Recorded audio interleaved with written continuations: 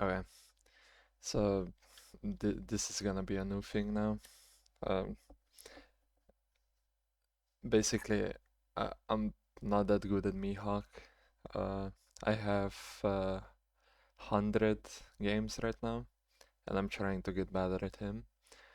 This is gonna be my understanding of what the Mihawk decks try to accomplish in the meta and the deck profile first, yeah? So, Mihawk leader, Tendon, yeah, and just, okay. Now the starters. By the way, this is the OCE list. It's not mine. I'm still I'm trying a list without Shanks right now. I'm not that brave to argue that Shanks is not mandatory.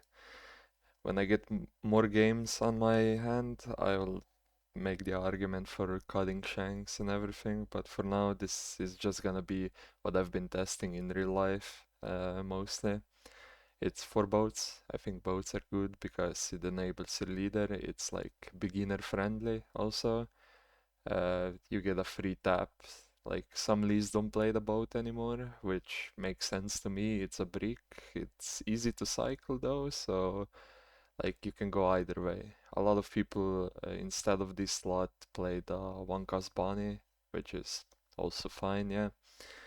Then for Perona, this is like non-negotiable searcher. It searches the most important parts of your deck, uh, while all of them being slash type, but not any other trait that would cover everything else, yeah.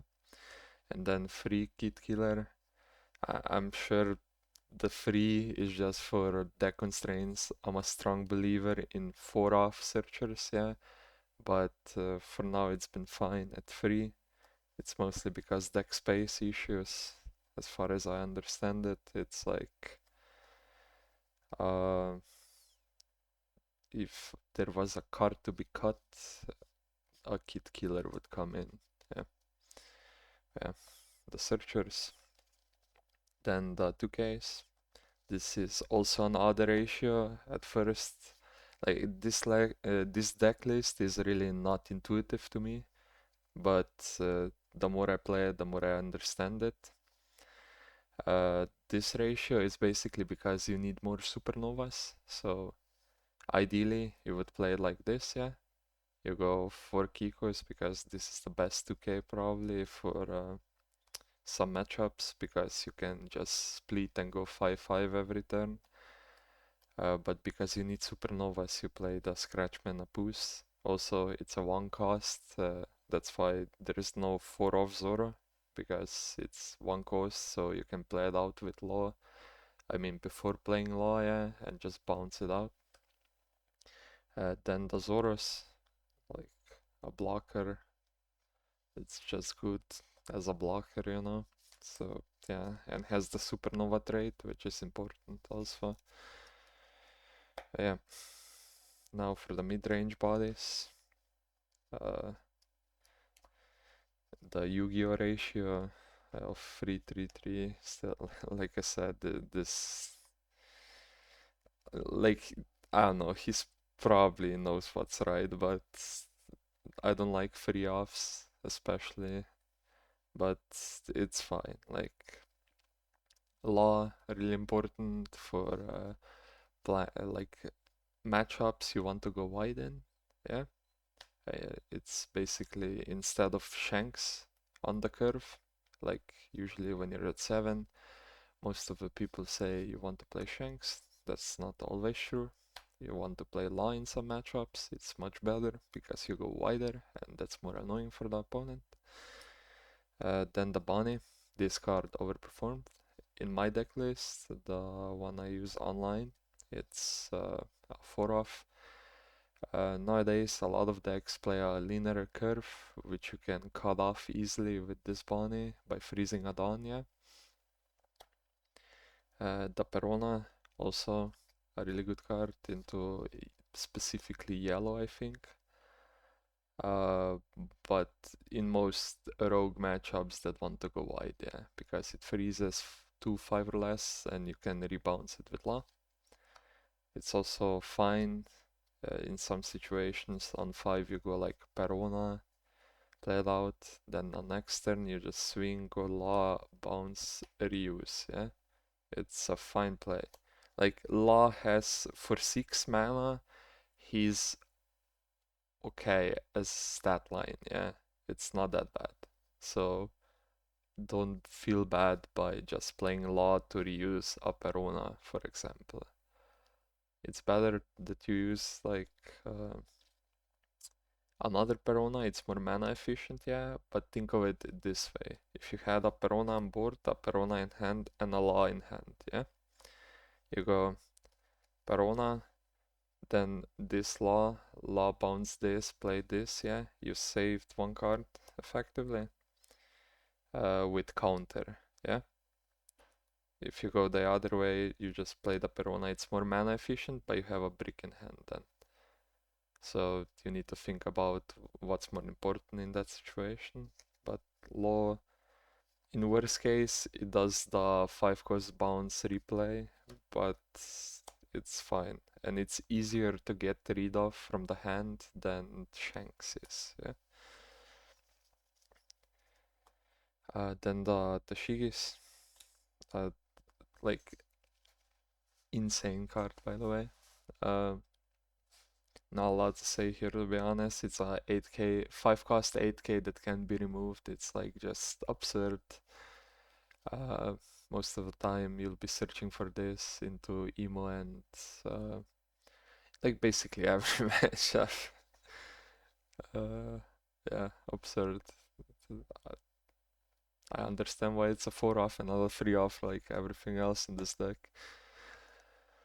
Yeah, the bosses, 7 cost shanks, yeah.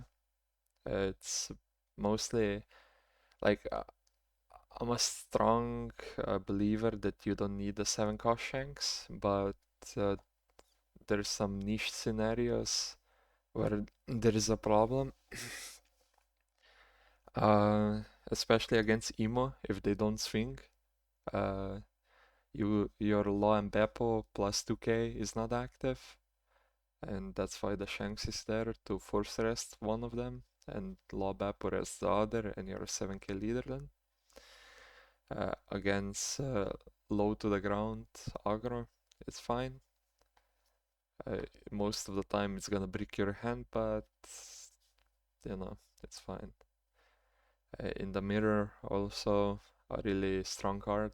If you especially play it back to back, it's insane because it invalidates the whole early game. Especially if the opponent goes like something 6 cost into 5 cost, yeah. Just be careful about the 5 cost bunny that rests on, that you don't get stuck with the shanks in hand because he throws one of your dons. Okay. This ratio also, at first I was like, why the split? Yeah, now it makes sense to me. This card just an all-around good card, yeah. The filtering, sometimes you need to just play him out to filter your hand, which is the part of the skill expression in this deck. I think the deck is not as straightforward as many people want you to believe it is, yeah. And the 9 cost shanks is for mirror and boss monster decks. So like sometimes in up or ace against ace, it's just good, you know, you delete a 10 gate and it's on 9 cost 11k power a unit. So yeah, it's also either way. You can go like this. Like, this deck is just a solid shell that has a lot of tech options, which is why I'm testing the OC finalist list right now, because he looks like he knows what is he doing, yeah. Yeah, the last boss, funny enough, this guy I want to cut to free. I don't know what's wrong with me, but like a lot of games, he's just not, like, he's in the hand and just stares at you. But I understand why it's a 4 off. maybe if I go to 12 searchers, I'll cut this to 3, yeah, because in you usually struggle into rogue, yeah. Like rogue, it's mostly an even playing field, but you really need to sweat it out to make it a win, yeah. And a lot of times it's mostly because they just aggro you down, and this card doesn't help at all with their aggro plan, yeah. It's not a counter, it comes out too late, so yeah, I understand why most people play for. Okay, now the event ratio, 3 DMG. I really like this card at 4. It's like a mandatory clause, closer of games, yeah. But he played it at 3, which makes sense to me. If you need more space, it's fine. The main problem I have with DMG, it's only protects face, yeah. But that's it. Same as this card is absurd. Like freeze 2 units and it's 7 or less, which is most of the time freeze 2 units, yeah. And protects your life, also searchable because it's a supernova. Well, DMG is only a straw hat, yeah. Yeah, but this is the standard lineup usually, like most people play this. Then for the tax, I really like this card. In my first list I played it 4 off, it was really good. It's good because it can protect board also, 4k counter, yeah. But it's non-searchable. You can play Karmic Punishment, I think it is. It's a 3k counter, so guard point instead of a red beam, but I don't know, I just prefer this, yeah. The Karmic Punishment also has a weird restriction. You need 3 or more cards on board characters, which is like actually not that easy to achieve sometimes in this deck, especially because you play boss after boss, yeah. And the mirror tech cards, Spiderweb and Paralyzed Waterfall, they're both good because they restand the unit, yeah. In the mirror, you need to be really specific, as far as I'm aware of, with not playing Lob Apple first, then swinging, yeah. You need to swing out, then play Lob Apple because of these 2 cards. And just by playing them in the deck, even if it's an open deck list, the opponent needs to respect it. If you don't play it in an open deck list, he doesn't have to, which is a lot of power gained by him for free. Also comes in clutch against like random DMG stuff that the opponent does. Rest your blocker, you just reactivate the blocker. But yeah, that's mostly the deck list. Now I'm gonna yap about the deck in general in the meta. I think the deck is the best deck in format for sure, okay? I'm 100% certain of this. Like, the only issue this deck has is getting to top cut. When he gets to top cut, he's gonna win the event. Like, mostly certain of it, yeah? The stats also say the same, yeah? In OC, there were 5 Mihawks that got to top cut. 4 of them were top 5, yeah? The main problem is not the consistency of the deck, but it's the difficulty of playing this deck.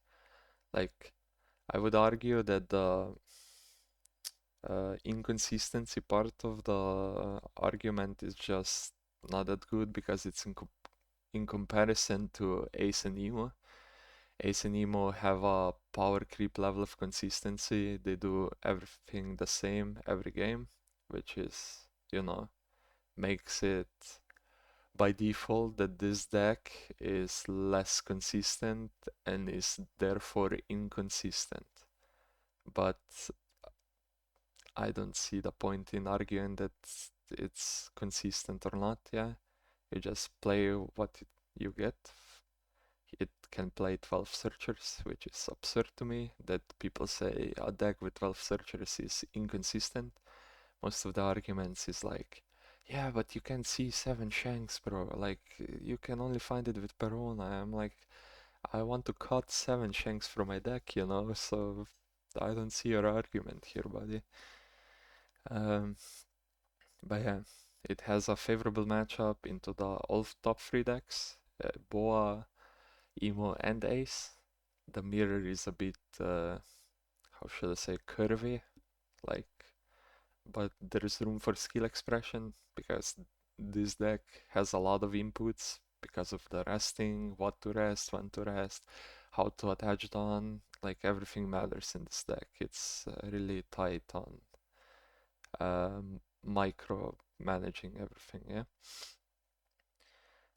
The biggest problem I have with this deck right now is most of the time in rogue matchups, like most of the tier 1 decks have like, okay, I'm paired into rogue, I just have a better deck than him, so I'll win because of that. I don't need to know the matchup and play it perfectly. This deck doesn't have the luxury of that. This deck needs to know the matchup, play it out correctly, and one small mistake can lead to a loss, which is most of the time what happened to me. But yeah, uh, this is probably gonna be uh, a Mihawk channel now. I'm really intrigued with this leader. It plays like reminiscent of Burgess Turbo Blackbeard and some weird combination of Green Purple Luffy, which is like both the leaders I really enjoyed playing. Uh, so you can expect more of Mihawk on this channel. Also, uh, yeah, I think this should be it. Try out this deck. It's really fun to play. It's really difficult to play. Don't listen to what other people are telling you, like it's a curve deck and everything. I really believe it's not. Uh, but I'm getting bombarded with, oh, you hit your curve. Oh, so good. You know, it's like the same complaints you heard with GP. Like everybody was like, "Oh my God, he saw Sanji and Pudding into Sanji and Pudding. How good!" Yeah, it's don't get discouraged. Play the deck if you like it. If you don't, please don't complain about the deck. Thank you in advance. But yeah, uh, I'm gonna try to do daily uploads again because I missed one day because my power went out. Uh, But yeah, it's gonna be more WOD reviews of Mihawk mostly. Uh, yeah, I think that's it. Follow my Twitter, follow my Metafy, like and subscribe, all in description. Yeah, and thank you for listening to my rant.